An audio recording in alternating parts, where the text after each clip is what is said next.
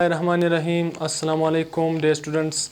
आज हम circular motion का नेक्स्ट लेक्चर पढ़ने जा रहे हैं। इसमें हम क्या पढ़ेंगे? Law of conservation of angular momentum. तो इस लेक्चर में हम क्या पढ़ेंगे? Law of conservation of angular momentum. तो इंशाल्लाह law of conservation of angular momentum से हर रिलेशन, हर point, each and everything law of conservation of angular momentum से क्या करेंगे? डिस्कस करेंगे। इंशाल्लाह हर पॉइंट इसके related law of conservation of angular momentum से रिलेटेड हर पॉइंट क्या करेंगे? डिस्कस करेंगे। तो अगर काइंडली आप चैनल पर नए हो तो चैनल को सब्सक्राइब कर दे और बेल आइकन की घंटी को भी पुश कर दे ताकि आपको नए आने वाली लेक्चर की नोटिफिकेशन मिल सके। तो हम लेक्चर को स्टार्ट करते हैं law of conservation of angular momentum. तो लेक्चर को स्टार्ट करते हैं law of conservation of angular momentum. जिधर भी लॉ ऑफ कंजर्वेशन आ जाए उसके बाद कोई भी क्वांटिटी आ जाए, जिस तरह law of conservation of mass, law of conservation of kinetic energy, तो इसका मतलब क्या है कि before law of conservation of elastic collision, ये जिधर भी आ जाए ये लॉ ऑफ कंजर्वेशन, उसके बाद लफ्ज कोई भी लिखा हो इलास्टिक कोलिजन या मास लिखा हो या काइनेटिक एनर्जी, इसका मतलब क्या है कि जो भी चीज में, let's suppose law of conservation of mass की बात करता हूं कि law of conservation of mass का मतलब क्या है कि मास क्या है? मास ड्यूरिंग अ रिएक्शन या मास किसी भी रिएक्शन के दौरान क्या रहेगा? कांस्टेंट रहेगा। जिस तरह हम पढ़ते हैं कि law of conservation of mass, किसी भी केमिकल रिएक्शन के दौरान जब केमिकल रिएक्शन किधर भी होता है तो मास बिफोर और आफ्टर क्या रहता है? सेम रहता है। जितना मास रिएक्शन का होता है उतना मास ही प्रोडक्ट का होता है। इसका मतलब law of conservation of mass. Law of conservation of kinetic energy का मतलब क्या है कि बिफोर सिस्टम का, बिफोर जितनी काइनेटिक एनर्जी होगी आफ्टर भी उतनी क्या होगी? काइनेटिक एनर्जी होगी। तो इसी तरह law of conservation of kinetic energy, law of conservation of mass, इसी तरह law of conservation of elastic collision, मतलब जितना कोलिजन, मतलब कोलिजन, इलास्टिक कोलिजन से मतलब जितना इलास्टिक कोलिजन पहले होगा, बिफोर होगा, उतना ही इलास्टिक कोलिजन बाद में होगा। टकराव से पहले जितना कोलिजन होगा, टकराव के बाद भी उतना कोलिजन होगा। मतलब जिधर भी लॉ ऑफ कंजर्वेशन में सिंपल समझा रहा हूं, जिधर भी लॉ ऑफ कंजर्वेशन आ जाए उसके बाद जो भी क्वांटिटी लगेगी उसका मतलब क्या है? वो quantity during the reaction, during the process क्या रहेगा? मतलब ड्यूरिंग द प्रोसेस वो क्या रहेगा? कांस्टेंट रहेगा। तो आज हम क्या पढ़ रहे हैं? Law of conservation of angular momentum. तो अगर मैं सिंपल वर्डिंग में समझाऊं कि law of conservation of angular momentum, इसका मतलब सिंपल क्या है कि law of conservation of angular momentum मतलब एंगुलर मोमेंटम क्या रहेगा? कांस्टेंट रहेगा। बिफोर किसी भी सिस्टम का जितना एंगुलर मोमेंटम बिफोर होगा, आफ्टर भी क्या होगा? उतना ही एंगुलर मोमेंटम होगा। तो इसलिए मैं क्या कह सकता हूं कि law of conservation of momentum क्या है? Law of conservation of angular momentum मतलब किसी भी ऑब्जेक्ट का एंगुलर मोमेंटम क्या रहेगा? कांस्टेंट रहेगा। Law of conservation of momentum का मतलब क्या है कि the total angular momentum of a system remain constant. अगर मैं सिंपल अल्फाज में समझाऊं कि law of conservation of angular momentum क्या है, मतलब क्या कह सकूंगा कि total angular momentum of a system remain constant. किसी भी सिस्टम का जो टोटल एंगुलर मोमेंटम होगा वो क्या रहेगा? कांस्टेंट रहेगा। बिफोर जितना मोमेंटम होगा एंगुलर मोमेंटम, आफ्टर भी उतना ही एंगुलर मोमेंटम होगा। अब ये कांस्टेंट किस तरह रहेगा? यहाँ पर एक क्वेश्चन बनता है कि ये कांस्टेंट किस तरह रहेगा? जितना एंगुलर मोमेंटम बिफोर होगा किसी भी सिस्टम का उतना ही एंगुलर मोमेंटम आफ्टर आ जाए। तो यहाँ पर मैं इसको मैथमेटिकली भी प्रूव करता हूँ, पहले आपको स्टेटमेंट के जरिए समझाता हूँ। यहाँ पर मैंने क्या लिखा है? If no external torque acts on a system the total angular momentum of a system remain constant. याद रखना, इससे पहले हमने क्या पढ़ा कि लीनियर मोमेंटम, लीनियर में सिंपल अभी ये एंगुलर मोमेंटम में लीनियर मोमेंटम की बात करता हूं कि लीनियर मोमेंटम किस तरह कंजर्व रहेगा। अगर मैं आपसे सिंपली पूछूं कि law of conservation of linear momentum मतलब लीनियर मोमेंटम किस तरह कंजर्व रहेगा। जब भी मैंने इससे पहले आपको बताया था कि जब भी लीनियर मोमेंटम को अगर आपने कंजर्व करना है, कांस्टेंट मतलब कांस्टेंट रखना है कि वो कांस्टेंट ही रहे, बिफोर जितना लीनियर मोमेंटम हो आफ्टर भी उतना ही लीनियर मोमेंटम आ जाए किसी भी सिस्टम में, तो वहां पर नेट फोर्स क्या हो? उस पर जीरो हो। अगर किसी भी सिस्टम पर नेट फोर्स जीरो होगा तो उसका लीनियर, किस मोमेंटम की बात कर रहा हूं? लीनियर। तो वहां पर लीनियर मोमेंटम क्या रहेगा? कांस्टेंट रहेगा। या पर हम एंगुलर मोमेंटम की बात करें, याद रखना एंगुलर मोमेंटम कब कांस्टेंट होगा? जब उस सिस्टम पर लगने वाला नेट टॉर्क क्या हो? जीरो हो। तो यहां पर मैंने क्या लिखा है? जब कोई भी एक्सटर्नल टॉर्क उस पर ना लगे, मतलब उस पर जीरो एक्सटर्नल टॉर्क लगे, उस पर एक्सटर्नल टॉर्क क्या हो? जीरो हो, तब उस मोमेंटम में क्या रहे? कांस्टेंट रहेगा एंगुलर मोमेंटम। अगर किसी भी सिस्टम पर फोर्स, किसी भी सिस्टम पर नो एक्सटर्नल फोर्स, किसी भी सिस्टम पर कोई भी फोर्स ना लगे, कोई एक्सटर्नल फोर्स ना लगे, तो वहां पर लीनियर मोमेंटम कंजर्व रहेगा। जब किसी भी सिस्टम पर एक्सटर्नल फोर्स ना लगे, जो एक्सटर्नल टॉर्क मतलब एक्सटर्नल फोर्स ना लगे, तो वहां पर लीनियर मोमेंटम क्या होगा? कांस्टेंट रहेगा। जब किसी भी सिस्टम पर टार्क ना लगे, कोई भी एक्सटर्नल टार्क ना लगे, तो उस सिस्टम में एंगुलर मोमेंटम क्या रहेगा? कंजर्व रहेगा। एंगुलर मोमेंटम क्या होगा? कांस्टेंट होगा। तो अब समझ आ गया कि एंगुलर मोमेंटम किस तरह कांस्टेंट होगा। जब किसी भी ऑब्जेक्ट पर, किसी भी सिस्टम पर जो वहां पर एक्सटर्नल टॉर्क उस ऑब्जेक्ट पर या उस सिस्टम पर एक्सटर्नल टॉर्क क्या हो, जीरो हो, तो उसमें एंगुलर मोमेंटम क्या रहेगा, कंजर्व रहेगा। तो लेट्स सपोज मैं यहाँ पर लिखता हूँ कि टोटल मोमेंटम, अभी मैं डेरिवेशन से आपको प्रूव करता हूँ कि इस तरह किस तरह एंगुलर मोमेंटम कांस्टेंट रहता है। तो टोटल एंगुलर मोमेंटम को हम एल से रिप्रेजेंट करते हैं। Total angular momentum is equal to L1 plus L2 dot up to, ये क्या रहेगा, जितना एंगुलर मोमेंटम आएगा वो क्या रहेगा, कांस्टेंट। मतलब टोटल एंगुलर मोमेंटम क्या रहेगा, कांस्टेंट रहेगा। क्या रहेगा, कांस्टेंट रहेगा। किस तरह कांस्टेंट रहेगा, जब किसी भी सिस्टम पर एक्सटर्नल टॉर्क जीरो लगे तो उसमें एंगुलर मोमेंटम क्या होगा, कांस्टेंट होगा। मैंने यहाँ पर रिलेशन लिखा है। लेट्स सपोज जितना इस law of conservation of angular momentum का मतलब क्या है कि जितना मोमेंटम एंगुलर मोमेंटम इनिशियल होगा उतना ही एंगुलर मोमेंटम क्या होगा, फाइनल। मतलब एंगुलर मोमेंटम को हम क्या रखेंगे, कांस्टेंट करेंगे। किस तरह कांस्टेंट करेंगे, किसी भी सिस्टम में एंगुलर मोमेंटम अगर उस पर एक्सटर्नल टॉर्क क्या होगा, जीरो होगा, तो उसमें जितना इनिशियल मोमेंटम होगा उतना ही क्या आएगा, फाइनल मोमेंटम आएगा। मतलब इनिशियल मोमेंटम फाइनल मोमेंटम के क्या होगा, इक्वल होगा। मतलब मैं सिंपल कहूंगा कि उस सिस्टम में टोटल एंगुलर मोमेंटम क्या रहता है, कांस्टेंट रहता है, जब उस पर एक्सटर्नल टार्क जीरो लगे। अब यहाँ पर मैंने लिखा है टार्क का एक फार्मूला है, इससे मैंने पहले लेक्चर दिया था।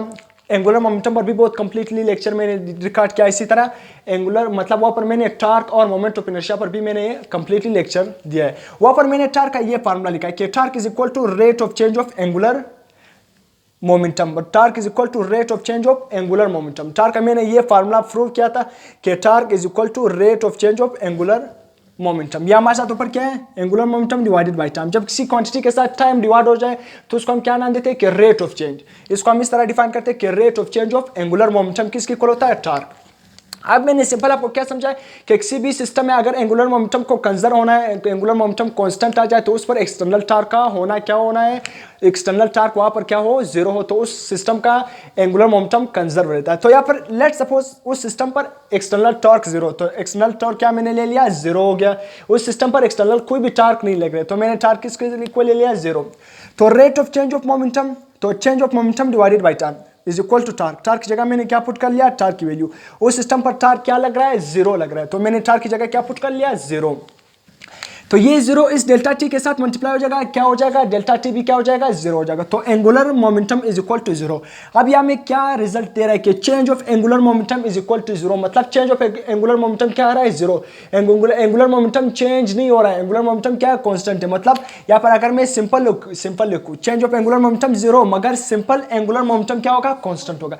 चेंज ऑफ एंगुलर मोमेंटम क्या है, जीरो। मतलब जितना फाइनल एंगुलर मोमेंटम है उतना ही इनिशियल, मतलब जितना इनिशियल एंगुलर मोमेंटम है उतना ही फाइनल एंगुलर मोमेंटम है। अगर इनिशियल एंगुलर मोमेंटम 50 है तो फाइनल एंगुलर मोमेंटम भी क्या रहा है, 50। अगर आप इन दोनों का चेंज लिखा रहोगे 50 माइनस 50 क्या आएगा, जीरो। तो चेंज ऑफ एंगुलर मोमेंटम क्या है, जीरो। अगर सिंपल मोमेंटम की बात करोगे तो जितना मोमेंटम पहले था उतना ही मोमेंटम बाद में आ रहा है, तो सिंपल मोमेंटम क्या होगा, कांस्टेंट। उस सिस्टम में मोमेंटम क्या रहेगा, कांस्टेंट। तो मैं इसको इस तरह भी लिख सकता हूं, एंगुलर मोमेंटम जितना इनिशियल था उतना ही एंगुलर मोमेंटम क्या रहा है, फाइनल। ये तमाम जो मैं पॉइंट्स लिख रहा हूं ये तमाम आपसे एमसीक्यूज में पूछा जा सकता है, क्वेश्चन में पूछा जा सकता है। किसी भी कॉम्पिटिटिव एग्जाम में आप कॉम्पिटिटिव एग्जाम की तैयारी कर रहे हो तो यहाँ पर ये तमाम पॉइंट आपसे पूछे जा सकते हैं। तो हर पॉइंट को आपने क्या करना है, समझना है। तो इसलिए मैं इसको इस तरह इस इक्वेशन को मैं इस तरह भी लिख सकता हूँ कि जितना इनिशियल एंगुलर मोमेंटम होगा उतना ही फाइनल एंगुलर मोमेंटम होगा।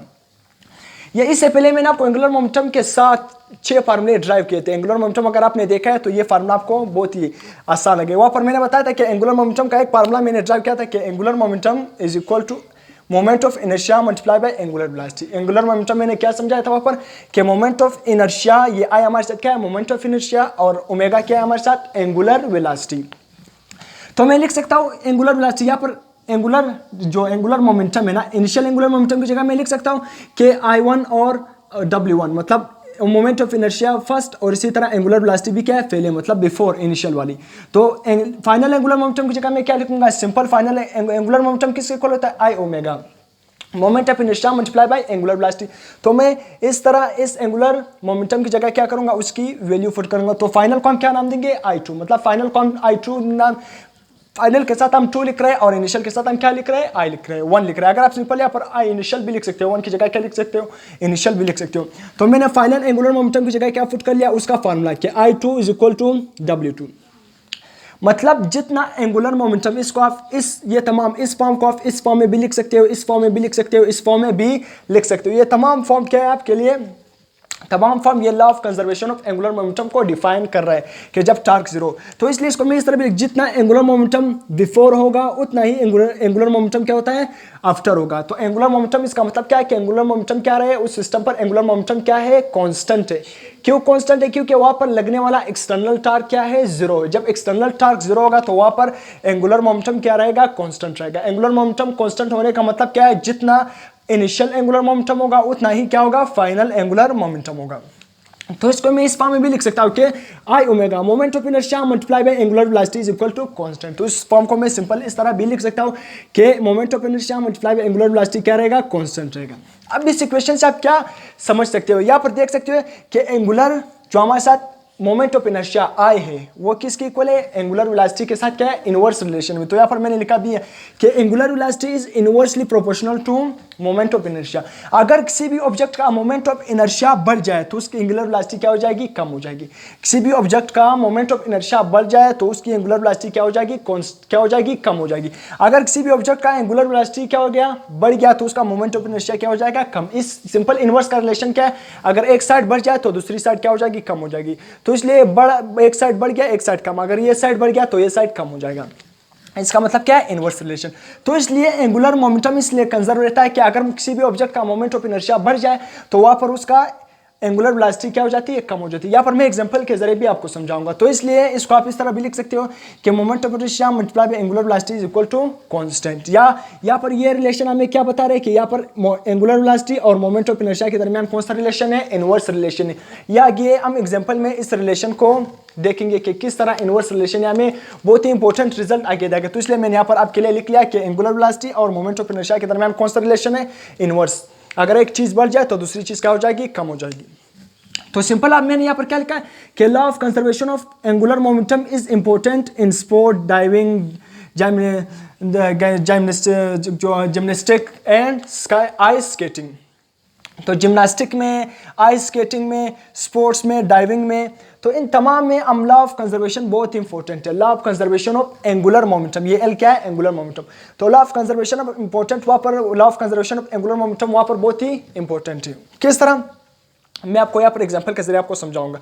यहाँ पर मैंने क्या लिखा है कि एंगुलर मोमेंटम कौन सी क्वांटिटी है, एंगुलर मोमेंटम हमारे साथ क्या है, एक वेक्टर क्वांटिटी है। एंगुलर मोमेंटम कौन सी क्वांटिटी है, एक वेक्टर क्वांटिटी है। तो अगर यहाँ पर मैंने किसकी बात की, सिंपल मैग्नीट्यूड के, एंगुलर मोमेंटम हमारे साथ क्या है, एक वेक्टर क्वांटिटी। याद रखना वेक्टर में दो चीजें होती है, एक उसका डायरेक्शन और एक इसका मैग्नीट्यूड। जब तक डायरेक्शन और मैग्नीट्यूड दोनों कांस्टेंट ना हो जाए तो वो क्वांटिटी कांस्टेंट नहीं होती है। इस यहाँ पर मैंने क्या कह दिया है कि किसी भी ऑब्जेक्ट पर, किसी भी सिस्टम पर अगर एक्सटर्नल टार्क जीरो लगे तो वहां पर एंगुलर मोमेंटम क्या रहेगा, कंजर्व रहेगा, मतलब कांस्टेंट रहेगा। तो एंगुलर मोमेंटम कांस्टेंट कब होगा, जब उसका डायरेक्शन भी कांस्टेंट हो और साथ साथ में उसका क्या कांस्टेंट हो, मैग्नीट्यूड भी कांस्टेंट हो, तब एंगुलर मोमेंटम क्या रहेगा, कांस्टेंट रहेगा। तो यहाँ पर मैं आपसे एक एमसीक्यूज भी पूछता हूँ। लेट्स सपोज मैं आपसे एक एमसीक्यूज पूछूं कि कोई भी ऑब्जेक्ट सर्कुलर पाथ में मूव कर रहा है ना, तो उसका क्या कांस्टेंट होगा, linear momentum, angular momentum, angular velocity, linear velocity. तो आपका क्वेश्चन क्या होगा, एंगुलर मोमेंटम सर्कल में क्या रहता है, कांस्टेंट रहता है। एंगुलर मोमेंटम का डायरेक्शन भी कांस्टेंट रहता है और उसका मैग्नीट्यूड भी कांस्टेंट रहता है, याद रखना। तो इसलिए यहाँ पर हमने मैग्नीट्यूड की बात की, यहाँ पर हम डायरेक्शन की बात करें कि the direction of axis of rotation, the direction of axis of rotation remain the same unless acted upon by some unbalanced torque. इसी तरह उसका डायरेक्शन भी कांस्टेंट रहेगा। लेट्स सपोज अगर कोई भी अर्थ या कोई भी ऑब्जेक्ट है वो अपने इलेक्ट्रॉन है, जिस तरह इलेक्ट्रॉन अपने एक्सिस के इर्द गिर्द क्या कर रहा है, रोटेट कर रहा होता है, और इसी तरह न्यूक्लियस के इर्द गिर्द भी क्या करता है, रोटेट करता है। वो इलेक्ट्रॉन अपने एक्सिस के इर्द गिर्द क्या कर रहा है, रोटेट कर रहा है। न्यूक्लियस और इलेक्ट्रॉन के दरमियान क्या है, इलेक्ट्रोस्टैटिक फोर्स ऑफ अट्रैक्शन भी है। तो इसलिए अगर हम उस फोर्स को, वो फोर्स जब इलेक्ट्रॉन न्यूक्लियस से बहुत दूर हो तो फिर इलेक्ट्रोस्टैटिक फोर्स ऑफ अट्रैक्शन क्या हो जाती है, न्यूक्लियर फोर्स कम हो जाती है। तो फिर उस न्यूक्लियस पर जो न्यूक्लियस और वो न्यूक्लियस इलेक्ट्रॉन पर इतना ज्यादा फोर्स नहीं लगा होता, तो वो अपने इर्द गिर्द भी क्या कर रहा होता है, स्पिन कर रहा होता है। इस तरह स्पिन अपने एक्सिस के इर्द गिर्द भी स्पिन कर रहा होता है और न्यूक्लियस के इर्द गिर्द भी क्या कर रहा होता है, ऑर्बिटल मोशन कर रहा होता है। तो इसलिए उसका डायरेक्शन अगर आप देखो कि हर पॉइंट पर उसका, ये हम राइट हैंड रूल से तमाम एंगुलर क्वांटिटीज का हम डायरेक्शन राइट हैंड रूल से फाइंड करते हैं। ये कर्व एंगल क्या है, उसकी रोटेशन को डिनोट करेगा और ये थंब उसकी डायरेक्शन को। तो इसलिए एंगुलर मोमेंटम उसका हर पॉइंट पर क्या होता है, अपवर्ड डायरेक्शन में होता है। तो उसका डायरेक्शन भी कांस्टेंट होता है और साथ साथ में उसका मैग्नीट्यूड भी कांस्टेंट होता है। जिस तरह अर्थ सन के इर्द गिर्द भी रोटेट करता है और अपने एक्सिस के इर्द गिर्द भी रोटेट करता है। अगर आप देखोगे तो सन का जो एंटी क्लॉकवाइज डायरेक्शन है, हर पॉइंट पर जो उसका अपने एक्सिस के इर्द गिर्द रोटेट करना होता है ना। यहाँ पर मैं एक डायग्राम आपको बताऊँ कि लेट्स सपोज क्या है, ये क्या है हमारे साथ सन है, ये क्या है सन, और ये अर्थ, ये क्या है अर्थ। ये अर्थ क्या कर रहा है, ये हमारे साथ अर्थ है और ये सन। ये अर्थ क्या कर रहा है, सन के इर्द गिर्द क्या कर रहा है, रोटेट कर रहा है। ये अर्थ नहीं, अपने एक्सिस के इर्द गिर्द भी इस तरह रोटेट कर रहा होता है और सन के इर्द गिर्द भी रोटेट कर रहा होता है। तो इसलिए सन का जो अर्थ का डायरेक्शन है वो उस वहाँ पर जो अर्थ का एंगुलर मोमेंटम है वो क्या होता है, कंजर्व होता है, क्योंकि हर पॉइंट पर उसका डायरेक्शन भी क्या होता है, कॉन्स्टेंट होता है और साथ में उसका जो एंगुलर मोमेंटम का मैग्नीट्यूड है वो भी कांस्टेंट रहता है। तो इसलिए एंगुलर मोमेंटम अगर कांस्टेंट है तो उसका मतलब है उसका डायरेक्शन का भी होना, उसका डायरेक्शन भी कांस्टेंट हो जाए और उसका मैग्नीट्यूड भी कांस्टेंट हो जाए, तब वेक्टर क्वांटिटी क्या रहेगी, कांस्टेंट रहेगी। अगर वेक्टर क्वांटिटी में उसका डायरेक्शन चेंज हो जाए, मैग्नीट्यूड कांस्टेंट हो जाए, तो उस क्वांटिटी को हम क्या कहते हैं, कांस्टेंट नहीं कहते। वेक्टर क्वांटिटी में दोनों चीज़ें, मैग्नीट्यूड और डायरेक्शन दोनों का कांस्टेंट होना लाजमी है, तब वो क्वांटिटी क्या रहेगी, कांस्टेंट रहेगी। तो यहाँ पर मैंने एक और रिलेशन, इसी रिलेशन को मैंने एंगुलर मोमेंटम, यहाँ पर मैंने कहा अगर आप इस angular L is equal to I omega, अगर आप इसको फ्रीक्वेंसी की फॉर्म में इस फार्मूले को लिखोगे, इस फार्मूले को फ्रीक्वेंसी की फॉर्म में लिखोगे। पिछले लेक्चर में मैंने एंगुलर मोमेंटम के मैंने तमाम फार्मूले पढ़ाए थे, वहाँ पर मैंने इस फार्मूले को फ्रीक्वेंसी, इस फार्मूले को टाइम की फॉर्म में भी लिखा था। अगर आपने वो लेक्चर देखा है तो यहाँ पर ये फ्रीक्वेंसी वाला रिलेशन आपको बिल्कुल ईजी लगेगा। तो वहाँ पर मैंने आपको बताया, लेट्स सपोज वहाँ पर एंगुलर मोमेंटम भी यहाँ पर क्या होता है, यहाँ हमारे साथ आई क्या है, मोमेंट ऑफ इनर्शिया, और ये क्या है, फ्रीक्वेंसी। वहाँ पर लेट्स सपोज इस रिलेशन से मैं फ्रीक्वेंसी वाला रिलेशन लिखूंगा। ये यहाँ पर वहाँ पर मैंने बताया था कि एंगुलर वेलोसिटी किसके इक्वल होता है, 2πf, या सिंपल आप क्या लिखो, 2π डिवाइडेड बाई t। एंगुलर, या हमारे साथ एंगुलर मोमेंटम नहीं है, सॉरी, ये एंगुलर वेलोसिटी, एंगुलर वेलोसिटी किसके इक्वल होता है, 2πf, या एंगुलर वेलोसिटी हमारे साथ 2π डिवाइडेड बाई t। तो अगर मैं यहाँ पर एंगुलर वेलोसिटी की जगह 2πf लिखूँ तो यहाँ पर क्या आ जाएगा, आई मोमेंट ऑफ इनर्शिया 2πf। तो 2π तो सिंपल एक कांस्टेंट वैल्यू, 2 एक तो नंबर है और पाई का वैल्यू क्या होता है, 3.4। ये दोनों तो कांस्टेंट होता है, 2 की वैल्यू, 2 का मैग्नीट्यूड भी कांस्टेंट होता है, इसी तरह पाई की वैल्यू भी हमेशा क्या रहती है, कांस्टेंट। तो कांस्टेंट चीजें किसी भी फैक्टर अगर ये कांस्टेंट रहेगी तो यहाँ पर ये मोमेंट ऑफ इनर्शिया मतलब मोमेंटम पर कोई भी इफेक्ट नहीं डालेगा, मोमेंटम पर कोई भी इफेक्ट नहीं लगेगा। तो इसलिए एंगुलर मोमेंटम IF में सिंपल क्या लिख लेता हूँ, IF कि IF क्या रहेगा। इसी तरह मोमेंट ऑफ इनर्शिया और फ्रीक्वेंसी का, अगर एंगुलर मोमेंटम कांस्टेंट था तो इसलिए मोमेंट ऑफ इनर्शिया और फ्रीक्वेंसी का प्रोडक्ट भी क्या रहेगा, कांस्टेंट रहेगा। तो याद रखना, ये मैं नेक्स्ट रिलेशन आपको बता रहा हूँ, हर रिलेशन में आपको बताने की कोशिश कर रहा हूँ कि मोमेंट ऑफ इनर्शिया और फ्रीक्वेंसी ये भी क्या रहेगा, इसका प्रोडक्ट भी क्या रहेगा, कांस्टेंट रहेगा। तो इसलिए इसको मैं इस फॉर्म को इस तरह भी लिख सकता हूँ कि moment of inertia I1 frequency I1 is equal to frequency 1, इसी तरह मोमेंट ऑफ इनर्शिया 2 मतलब I2, इसी तरह F2। तो मतलब जितना मोमेंट ऑफ इनर्शिया और फ्रीक्वेंसी का प्रोडक्ट पहले आ रहा था, मतलब बिफोर था, उतना ही मोमेंट ऑफ इनर्शिया और फ्रीक्वेंसी का प्रोडक्ट बाद में आएगा। तो ये मोमेंट ऑफ इनर्शिया और फ्रीक्वेंसी का प्रोडक्ट किसके इक्वल होता है, सिंपल एंगुलर मोमेंटम के इक्वल होता है। तो इसलिए जितना एंगुलर मोमेंटम पहले था उतना ही एंगुलर मोमेंटम बाद में होगा। तो यहाँ पर आप देख सकते हो ना कि मोमेंट ऑफ इनर्शिया और फ्रीक्वेंसी, मोमेंट ऑफ इनर्शिया और फ्रीक्वेंसी के दरमियान कौन सा रिलेशन है, इनवर्स रिलेशन है। मोमेंट ऑफ इनर्शिया और फ्रीक्वेंसी के दरमियान कौन सा रिलेशन है, इनवर्स रिलेशन। ये बात को अभी आपने याद रखना है कि मोमेंट ऑफ इनर्शिया और फ्रीक्वेंसी के दरमियान कौन सा रिलेशन होता है, इनवर्स। तो इसी जो एंगुलर मोमेंटम का फार्मूला है L is equal to I omega, ये मैंने नेक्स्ट सेक्शन में तमाम फार्मूले आपको बताए। अगर आपने एंगुलर मोमेंटम का लेक्चर देख लिया तो ये तमाम फार्मूले आपको बहुत ही इजी लगेंगे। तो इसी को, ये एंगुलर मोमेंटम का फार्मूला मैं अभी किस की फॉर्म में लिखूंगा, टाइम पीरियड की फॉर्म में लिखूंगा। तो इसी फार्मूले को मैं अभी किस की फॉर्म में लिखूंगा, यहाँ पर एंगुलर वेलोसिटी की जगह क्या पुट करूंगा, 2π डिवाइडेड बाई t। तो सिंपल एंगुलर मोमेंटम का फार्मूला क्या बन जाएगा, L angular momentum is equal to I moment of inertia. Angular velocity की जगह में पहले मैंने एंगुलर वेलोसिटी किसके इक्वल है, एंगुलर वेलोसिटी 2πf के बी इक्वल है, इसी तरह angular velocity 2π divided by t के बी इक्वल है। तो अब मैं एंगुलर वेलोसिटी को कि ये सेकंड वैल्यू पुट कर रहा हूँ, 2π डिवाइडेड बाई t। तो 2π एंगुलर वेलोसिटी का 2π divided by t, 2π divided by t। तो इसलिए इस फॉर्म को मैं इस तरह भी लिख सकता हूँ कि I1 moment of inertia 1 divided by t1, इसी तरह मोमेंट ऑफ इनर्शिया 2, इसी तरह मोमेंट ऑफ इनर्शिया 2 और टाइम 2, तो मोमेंट ऑफ इनर्शिया 2। अब यहाँ पर आप देख रहे हो ये मोमेंट ऑफ इनर्शिया है और ये टाइम है। यहाँ पर एंगुलर मोमेंटम और टाइम का तो इनवर्स रिलेशन, याद रखना ये रिलेशन हमें क्या बता रहे हैं कि एंगुलर मोमेंटम और टाइम का इनवर्स रिलेशन। मगर जो चीज आपस में डिवाइड हो रही है, जिस तरह यहाँ पर moment of inertia divided by time, ये दोनों क्या है, डिवाइड हो रहे हैं। 2π तो कांस्टेंट वैल्यू, वो तो किसी भी फैक्टर मतलब वो क्या है, मैग्नीट्यूड पर इफेक्ट नहीं होगा, उसको हम क्या कर लेते हैं, उसको निगलेक्ट मान लेते हैं कि वो कांस्टेंट है, वो तो कोई भी उसका वैल्यू चेंज नहीं होगा। तो चेंज वैल्यू चेंज किसकी होगी, मोमेंट ऑफ इनर्शिया और टाइम की, और साथ में एंगुलर मोमेंटम। यहाँ पर इस रिलेशन में एंगुलर मोमेंटम और टाइम का तो इनवर्स रिलेशन है। हम किसका रिलेशन निकालना चाहते हैं? मोमेंट ऑफ इनर्शिया और टाइम। जब दो चीजें आपस में डिवाइड हो रही है, जिस तरह moment of inertia divided by time, तो जब दो चीजें आपस में डिवाइड हो रही होगी किसी इक्वेशन पर, किसी इक्वेशन के एक साइड पर, तो उसका मतलब यह है कि ये मोमेंट ऑफ इनर्शिया और ये टाइम का दरमियान कौन सा रिलेशन है? डायरेक्ट रिलेशन है। जिस तरह यहाँ पर ये मोमेंट ऑफ इनर्शिया और एंगुलर वेलोसिटी मल्टीप्लाई हो रहे थे, तो यहाँ पर इसका कौन सा रिलेशन था? जब आपस में मल्टीप्लाई हो रहे इक्वेशन के एक साइड पर, तो उन दोनों के दरमियान इनवर्स रिलेशन होगा। जब इक्वेशन के एक साइड पर जिस तरह angular momentum is equal to इस साइड पर मोमेंट ऑफ इनर्शिया और टाइम क्या हुआ? दोनों डिवाइड। जब वो दोनों क्वांटिटी डिवाइड में आ रही होगी, तो उसका मतलब क्या है कि उन दोनों में कौन सा रिलेशन होगा? डायरेक्ट। तो इसलिए मैं इसको इस तरह भी लिख सकता हूं कि जितना I1 डिवाइडेड बाई T1, इसी तरह I2 डिवाइडेड बाई T2। तो 25 को मैंने वैसे क्या लिख लिया?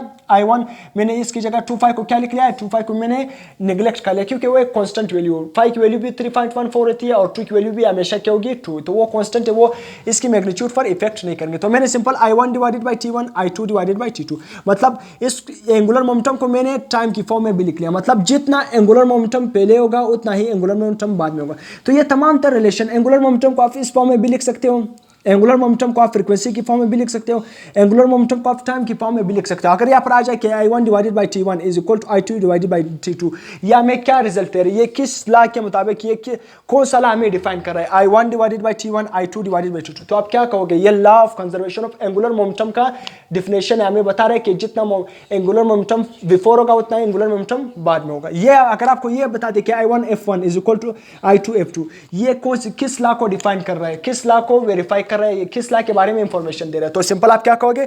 ये law of conservation of angular momentum के डेरिवेशन है। मतलब क्या है? मैथमेटिकल फॉर्म है।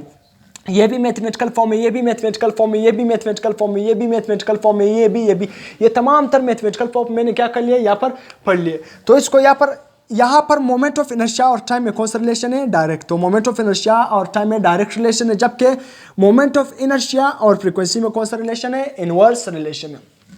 तब मैं law of conservation of angular momentum के तो मैंने एमसीक्यू से, क्वेश्चन से रिलेटेड, मतलब हर पॉइंट को कंसेप्चुअली जो भी पॉइंट इंपॉर्टेंट पॉइंट है उसको मैंने क्या कर लिया? डिस्कस कर लिया। अब मैं क्या करता हूँ, इसके कुछ एग्जांपल आपके लिए डिस्कस करता हूँ।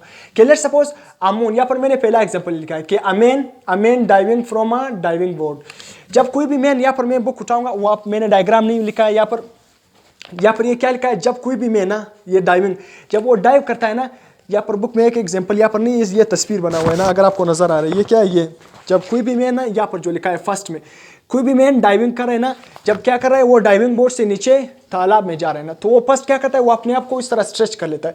जब वो अपने आप को स्ट्रेच करेगा तो वहाँ पर उसका मोमेंट ऑफ इनर्शिया, मतलब उसका एक्सिस ऑफ रोटेशन क्या हो जाएगा? बढ़ जाएगा।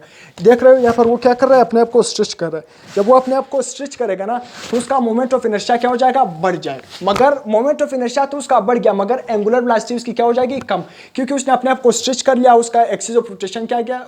बढ़ गया। मोमेंट ऑफ इनर्शिया क्या हो गया? बढ़ गया, मगर एंगुलर वेलोसिटी क्या हो जाएगी? कम हो जाएगी। तो इसलिए जब वो बाद में दरमियान में चला जाता है, यहाँ पर दरमियान में आ जाता है, तो वो क्या करता है? इस तरह अपने आप को रोटेट कर, अपने पाँव और हाथ इस तरह पकड़ लेते हैं। वो अपने आप को किस तरह कर लेता है? इस तरह कर्व कर लेता है, अपने आप को कर्व कर लेता है। जिस तरह यहाँ पर लिखा है, अपने आप को क्या कर लेता है? कर्व कर लेता है। आपको नजर आ रहा है? यानी ये अपने आप को कर्व कर लेता है, यहाँ पर जो बनाया हुआ है, तो अपने आप को कर्व कर लेता है। तो आप देखते हैं वो एक सेकंड में इतनी ज्यादा स्पीड से रोटेट करता है। वो क्या करता है? रोटेट करता है। क्यों? क्योंकि वो अपने एक्सिस ऑफ रोटेशन को क्या कर लेता है? कम कर लेता है। जब एक्सिस ऑफ रोटेशन को कम कर लेता है ना, तो वहां पर उसका मोमेंट ऑफ इनर्शिया कम हो जाता है, जबकि एंगुलर वेलोसिटी क्या हो जाती है? ज्यादा। तो एंगुलर वेलोसिटी को ज्यादा होने की वजह से वो स्पीड से क्या करता है? इस तरह रोटेट करता रहता है। तो इसलिए, क्योंकि वहां पर इसलिए भी लीनियर मोमेंटम, जो एंगुलर मोमेंटम क्या होता है? कंजर्व होता है। किस तरह कंजर्व होता है? पहले वो अपने आप को स्ट्रेच करता है, बाद में जब दरमियान में वो डाइव के लिए जाता है, तो वहां पर अपने आप को क्या कर लेता है? कर्व कर लेता है। अपने हाथ और पाँव को क्या कर लेता है? कर्व कर लेता है, और एक्सिस ऑफ रोटेशन उसका कम हो जाता है। जब एक्सिस ऑफ रोटेशन कम हो जाता है तो एंगुलर वेलोसिटी बढ़ जाती है, जबकि मोमेंट ऑफ इनर्शिया कम हो जाता है। तो इसलिए वो स्पीड से चलता है। इसके बाद स्पिनिंग ऑफ आइस स्केटर, ये दूसरा एग्जांपल है। यहाँ पर आपके बुक में लिखा है कि स्पिनिंग ऑफ आइस स्केटर, ये हमारे साथ क्या है? Spinning of ice skater. Spinning of ice skater का मतलब क्या है? सिंपल, वो लोग मतलब जो आइस पर स्किट करते हैं, इसी तरह कुछ डांसर भी है, वो क्या करते हैं? इस तरह स्किट करते हैं। जब उसके पाँव ना इस तरह खुले होते हैं ना, इस तरह ना, जब वो अपने आप को इस तरह, उसके अपने पाँव क्या होते हैं? इस तरह खुल जाते हैं ना। जब पाँव के एक्सिस ऑफ रोटेशन क्या हो जाता है? इस तरह अपने पाँव को इस तरह खोल लेते हैं। जब वो एक्सिस ऑफ रोटेशन पर, ये नहीं, जिस तरह ये एग्जाम्पल है बुक में, ये नहीं, ये गिवन है, ये आइस स्केटर, ये आइस स्केटिंग वाला एग्जांपल है। आइस स्केटिंग वाला एग्जांपल, जब ये आपको क्या करते हैं, एक्सिस ऑफ रोटेशन मतलब उसके पाव इस तरह, मतलब एक्सिस ऑफ रोटेशन बढ़ जाता है ना, वो अपने आप को इस तरह पाव को इस तरह खोलते हैं ना, तो उसका एक्सिस ऑफ रोटेशन बढ़ जाता है, मतलब मोमेंट ऑफ इनर्शिया बढ़ जाता है, मगर उसकी एंगुलर वेलोसिटी क्या हो जाती है, कम हो जाती है। मगर जो अपने आप को इस तरह स्ट्रेच करते हैं ना, अपने आप को करीब ले जाते हैं, तो उसका मोमेंट ऑफ इनर्शिया कम हो जाता है, मगर एंगुलर वेलोसिटी क्या हो जाती है, ज्यादा हो जाती है। तो इसलिए वहां पर एंगुलर मोमेंटम क्या रहता है, कंजर्व रहता है। तो ये तमाम एंगुलर मोमेंटम के क्या है, एप्लीकेशन है, मतलब क्या है, इन तमाम चीज़ों पर एंगुलर मोमेंटम ही अप्लाई होता है। यहाँ पर मैंने और एग्जांपल क्या, बहुत सारे एग्जांपल है, सही है। क्या person holding some weight in his hand sitting on a rotating stool. यहाँ पर एक और एग्जांपल है ना, यहाँ पर नजर आ रहा है कोई भी पर्सन है ना, वो चेयर पर बैठा है और उसके हाथ में एक हैंडल है, मतलब वो क्या है, वेट, उसके हाथ में कुछ ना कुछ क्या है, वेट है। तो उसने वेट को इस तरह पकड़ा है ना, वेट को पकड़ा है और वो क्या कर रहा है, व्हील में इस तरह, मैं बुक बोले, उसने अपने हाथ में इस तरह वेट रखे होते हैं और इस तरह चेयर पर बैठा है, वो क्या कर रहा है, इस तरह रोटेट कर रहा है। जब वो अपने हाथ को इस तरह स्ट्रेच करता है, हाथ को इस तरह स्ट्रेच करता है, तो उसका एक्सिस ऑफ रोटेशन क्या हो जाता है, बढ़ जाता है, उसकी मोमेंट ऑफ इनर्शिया क्या हो जाता है, बढ़ जाता है। जब मोमेंट ऑफ इनर्शिया बढ़ जाता है ना, तो उसका एंगुलर वेलोसिटी क्या हो जाती है, कम, वो इस तरह इतनी स्पीड से स्पिन नहीं करता है। मगर जो अपने हाथ को इस तरह स्ट्रेच करते तो बहुत ही स्पीड से क्या होता है, उस कुर्सी पर बहुत ही स्पीड से घूमता है। क्यों, जब वो अपने हाथ को स्ट्रेच करते हैं, उसका एक्सिस ऑफ रोटेशन कम हो जाता है, मतलब उसकी मोमेंट ऑफ इनर्शिया कम हो जाता है, मगर एंगुलर वेलोसिटी क्या हो जाती है, बढ़ जाती है। एंगुलर वेलोसिटी क्या हो जाती है, बढ़ जाती है। तो इसलिए एंगुलर मोमेंटम क्या होता है, कांस्टेंट रहता है। एक चीज बढ़ जाती है तो दूसरी चीज कम, उसका रेशियो क्या आता है, सेम होता है। अगर एक 2 हो जाए दूसरा 4, तो अगर दूसरी साइड पर भी दूसरा 4 हो गया 2, मतलब उसका जो रेशियो है वो क्या रहता है, कांस्टेंट रहता है। तो ये तमाम तर जो एप्लीकेशन है, किस चीज के एप्लीकेशन है, एंगुलर मोमेंटम के एप्लीकेशन है। तो यहाँ तक मैं आपको उम्मीद करता हूँ कि ये तमाम तार एप्लीकेशन आपको समझ भी आ गए। सिंपल आपने ये एग्जांपल में क्या कर देना है, जब कोई भी चीज़ को वो स्ट्रेच कर लेता है, मतलब अपने एक्सिस ऑफ रोटेशन को बढ़ा देता है। जो भी इंसान अपने जो भी चीज़ है, मतलब कोई भी थिंग है, इंसान अपने एक्सिस ऑफ रोटेशन को बढ़ा देगा, उसका मतलब उसने अपने मोमेंट ऑफ इनर्शिया को बढ़ा दिया। जब वो अपने एक्सिस ऑफ रोटेशन को कम कर देगा, मतलब उसने अपने मोमेंट ऑफ इनर्शिया को कम किया, मगर एंगुलर वेलोसिटी को क्या कर दिया, बढ़ा दिया। तो इसलिए एंगुलर मोमेंटम वहाँ पर क्या रहता है, कंजर्व रहता है। तो ये तमाम क्या एंगुलर मोमेंटम के क्या है, एप्लीकेशन है। तो यहाँ तक मैं इंशाल्लाह angular momentum, law of conservation of angular momentum का हर पॉइंट क्या हो गया है, डिस्कस हो गया है। Law of conservation of momentum से हमने हर पॉइंट क्या कर लिया, डिस्कस कर लिया। अगर फिर भी law of conservation of momentum से कोई ना कोई क्वेश्चन है तो आप कमेंट सेक्शन में भी पूछ सकते हो, तो मैं कमेंट में रिप्लाई देने की कोशिश करूंगा। तो अगर आप चैनल पर, आपने चैनल अभी तक सब्सक्राइब नहीं किया तो चैनल को सब्सक्राइब कर दे और बेल आइकन की घंटी को भी पुश कर दे, ताकि आपको नए आने वाली लेक्चर की नोटिफिकेशन मिल सके। टिल देन, अल्लाह हाफिज़।